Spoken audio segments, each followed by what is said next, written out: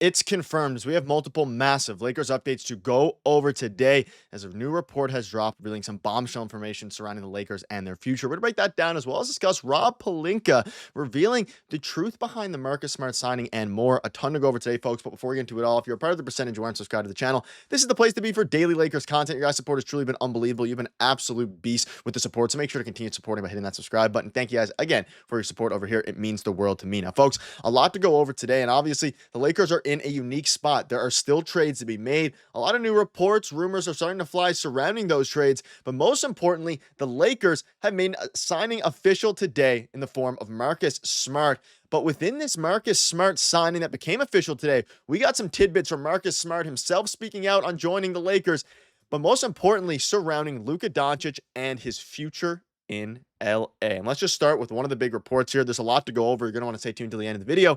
But it's Ramona Shelburne on the Lakers. Their summer league's incomplete until we know if Luka extends. The Lakers have plans to visit him in Slovenia. They're going to Eurobasket. He has spent time with Jeannie Buss. This is not a player that's looking like I'm going to leave as a free agent next year. And folks, it is confirmed now. The Lakers are doing everything they can. I think for the first time, we can feel comfortable as a team and as fans of the team that Luka Doncic is going to remain in LA, which means bigger moves are going to be on the horizon, as well here for this team. Now, there's a bunch of different things to go over here, and I want to kind of dive right into some of the comments from, of course, Marcus Smart himself, because they're very intriguing. And I'll start with this one here. So Smart on the chance to win in LA. It's at the top, the main goal, the reason you go out and compete the way you compete is to try and win championships. What's a better place to do that than here, where the show starts and the show ends? Being able to get back on the stage to a team that can definitely use it, and I know I can make an impact here as well. That was a perfect fit here.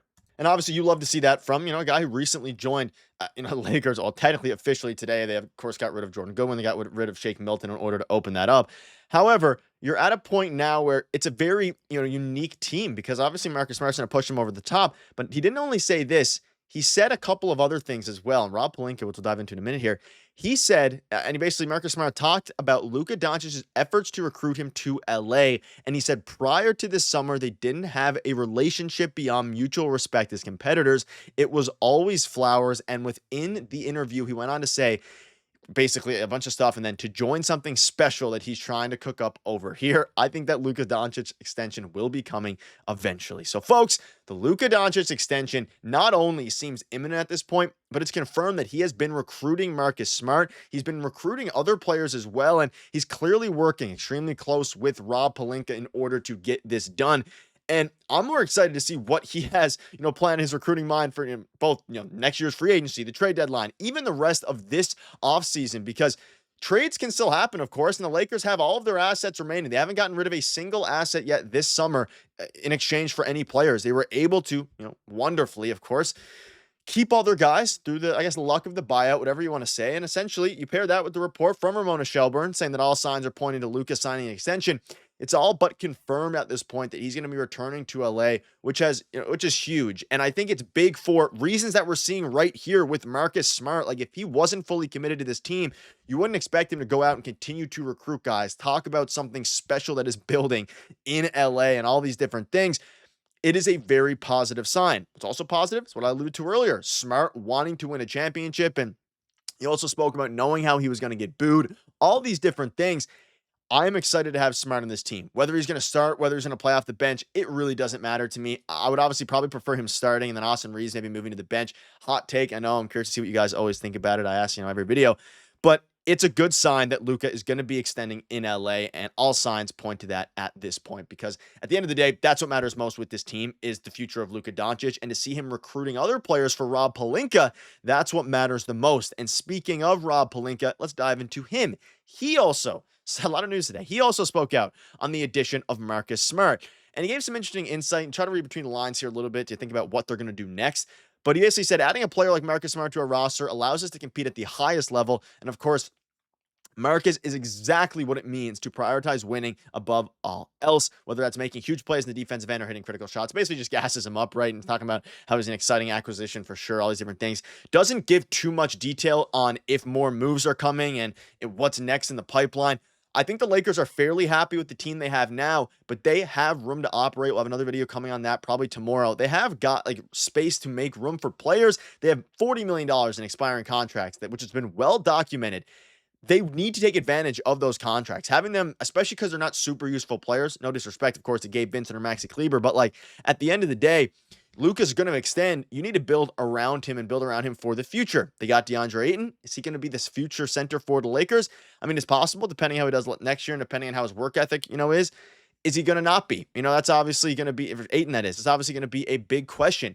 But what we do know is that the Lakers now have two guys in the roster that will play hard every single night. I no longer view Smart as an ace stopper, but he is a guy that plays hard every night, and I'm fine with that. And I agree with what he's saying. I think there is a chance that I don't know if he's like the ace stopper, but it's not like he's insanely old, right? He's still in, not the prime of his career necessarily because he had his better years, 25, 26 years of age. But like he just hasn't been playing he's been dealing with injuries and he hasn't been playing on very good teams, especially last year with the Wizards. I have full faith in Marcus Smart being able to elevate this team's floor and ceiling defensively. And obviously, elevating their floor, I think, is the biggest thing because their ceiling right now defensively is not very high anyway. You have a mediocre defensive team, right? You can put it however you want. It's a lot better now that you got a guy like Marcus Smart. And of course, you're also working on a lot of different, other things behind the scenes. I'm sure that Rob Pelinka is. But again, last year, averaging 9.3 points a game. He's still solid. He's only 30 years old. And it's not like he's at the end of his career. I think he still has a lot of years left. And if he can carve together a PJ Tucker-esque end of his career where, for when he's playing at 38, 39 years old, maybe then you can talk about how he can't be necessarily an ace stopper. He is just 3 years removed from winning Defensive Player of the Year. Yes, he's dealt with injuries. Yes, that's a long time away in the grand scheme of things. Like that was long ago. I have full faith in this player. And as you look at the team, I think the team does too. And obviously the starting lineup, leave a comment if you made it this far. Right now, leave your starting five that you think would start if you were to, play a must-win game. And obviously, we haven't seen what this team looks like yet, so it's hard to project that. But if you had to start the lineup with a must-win game, would you have, of course, would you have Marcus Smart in the starting lineup? Would you have Austin Reaves on the bench? Hunter on the channel was also talking in our video the other day about moving Rui Hachimura to the bench and running Doncic, Reaves, Smart, LeBron, Ayton, a bit of a smaller lineup. That's another possibility. I mean, the sky's the limit, right? You have Luka Doncic. He is going to be the one who gets extended, and he's going to be the core foundation of your team. And that has been made more clear than ever following reports from Ramona Shelburne and, just Marcus Smart himself speaking out on it. So it's going to be exciting to see what's next for this Lakers team. But, folks, that'll wrap it up. A lot of news is dropping. And, of course, we're going to keep you up to date every step of the way. And, Marcus Smart, he is going to be a very, very helpful player for this team. But they have a ton of other guys that can help this team as well. Like Jake LaRavia is a guy. They have expiring contracts. And look at the draft assets there in the bottom right. A ton, right? Not a ton in the sense of a ton of, I guess, not a ton of draft assets. I should clarify. A ton compared to what they started with. They didn't get rid of any. They still have their 2031 first. They have a ton of swaps, and they have their second now. Not a ton of assets in order to get a superstar, but a ton to get what you need, which is a point of attack defender. But that'll wrap it up. Thank you guys for watching. See you later.